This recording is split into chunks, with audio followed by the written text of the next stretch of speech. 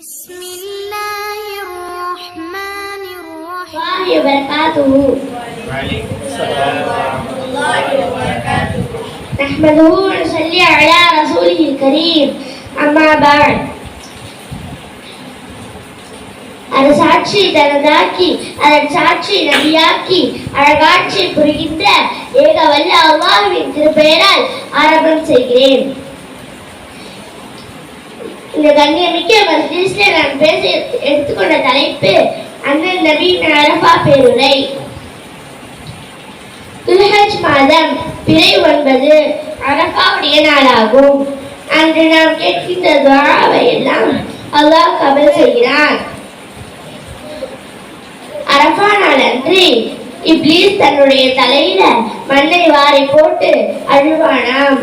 எனக்கு ஏற்பட்ட அழிவே, எனக்கு ஏற்பட்ட நாசமே என்று அழுத அந்த பரிதாப நிலையை பார்த்து மற்ற ஷைத்தான்கள் எல்லாம் உனக்கு என்ன ஆனது என்று கேட்பாங்க.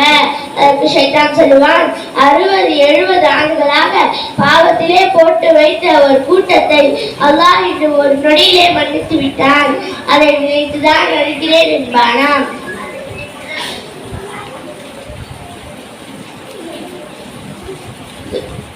அரஃபா நாள் அன்று நம்ம நபி ஸல்லல்லாஹு அலைஹி வஸல்லம் அவங்க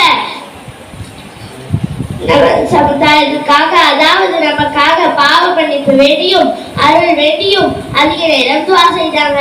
அல்லாஹ் அதையும் ஏற்றுக்கொண்டான். ஆனால் ஒருவர் மற்றவருக்கு அநியாயம் செய்திருந்தால் அந்த மனிதர் அவரை மன்னிக்காதவரை நானும் அவரை மன்னிக்க மாட்டேன் என்று அல்லாஹ் கூறினார். அப்போது நம்ம ஸல்லல்லாஹு அலைஹி வஸல்லம் அவங்க கேட்பதை நிறுத்தவில்லை. மறுநாள் அதே கோரிக்கையை விட்டாங்க. அல்லாஹ் அதையும் ஏற்றுக்கொண்டார். நபியே, நான் உங்கள் உம்மத்திற்கு மன்னிப்பு வழங்கிவிட்டேன் என்று அல்லாஹ் கூறினார். அதற்கு நபி ஸல்லல்லாஹு அலைஹி வஸல்லம் அவங்க முகம் மலர்ந்து சிரிப்பு சிரித்தாங்க. அதை பார்த்த சஹாபாக்கள் எல்லாம், யா ரசூலல்லாஹ், ஏன் சிரிக்கிறீங்க என்று கேட்டாங்க. அதற்கு, என் சமுதாயத்திற்காக நான் வைத்த கோரிக்கையை அல்லாஹ் ஏற்றுக்கொண்டான். அதை அறிந்த இப்லீஸ் தலையில் மண்ணை வாரி போட்டு கதறி அழுதான். அதை பார்த்துதான் சிரிக்கிறேன் என்பார்கள். அல்லாஹ் தஆலா அரஃபா தினத்தன்று அதிகமாக அருளை பொழிகிறான். அரஃபா நாள் அன்று நோன்பு வைப்பவருக்கு முன் வருட பாவத்தையும் பின் வருட பாவத்தையும் அல்லாஹ் மன்னிக்கிறான். நம்ம நபி ஸல்லல்லாஹு அலைஹி வஸல்லம் சொன்னாங்க, சுவனத்துல முத்து, மாணிக்கம், மரகதம், பவளங்களால் ஆன ஒரு மாளிகை உண்டு.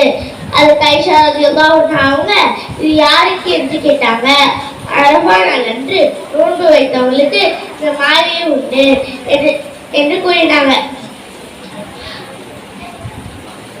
அரஃபா நாள் அன்று நோன்பு வைத்தவங்களுக்கு அல்லாஹ் தஆலா முன் வருட நன்மைகள் அந்த காலையில நன்மைகளின் 30 வாசல்களை திறக்கிறான். தீமைகளின் 30 வாசல்களை அல்லாஹ் தஆலா அடைக்கிறான். சுப்ஹானல்லாஹ். நம்ம நபி ஸல்லல்லாஹு அலைஹி வஸல்லம் அவர்களின் அரஃபா இறுதி பேருரை. துல்ஹஜ் மாதம் பிறை 9 அரஃபாவுடைய நாளாகும்.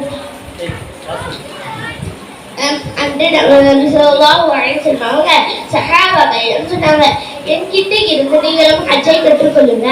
நான் எப்படி ஹஜ் செய்கிறேனோ அதே போல நீங்களும் ஹஜ்ஜை கற்றுக்கொள்ளுங்க. நான் அடுத்த ஆண்டு உங்களோடு ஹஜ் செய்வேனா என்று அறிய மாட்டேன் என்று நபி ஸல்லல்லாஹு அலைஹி வஸல்லம் அவங்க சொன்னாங்க. அரஃபா நாள் அன்று அந்த நபி ஸல்லல்லாஹு அலைஹி வஸல்லம் அவங்க ஒரு பெரிய பேருரையை நடத்துறாங்க. எல்லா புகழும் அல்லாஹ் ஒருவனுக்கே என்று ஆரம்பித்தார்கள். அல்லாஹ் மிக சிறந்தவர், உங்களில் இரையச்சமுடையவர் தான். நபி ஸல்லல்லாஹு அலைஹி வஸல்லம் அவங்க சொன்னாங்க, யா அய்யுஹன் நாஸ், ஓ மக்களே, இந்த மக்கா நகரமும் அரஃபா நாளும் எவ்வளவு புனிதமானவையோ அப்படிதான் உங்களுடைய மானமும் மரியாதையும் புனிதமானவை. உங்கள் இறைவனை நீங்கள் சந்திக்கும் வரை இப்படியே இரையச்சமுடையவர்களாக வாழுங்கள். நாம் அனைவரும் அல்லாஹ்வுக்கு முன்னால் ஆஜராக போகிறோம். அப்போது அல்லாஹ் தஆலா நம் செயல்களை பற்றி விசாரிப்பான்.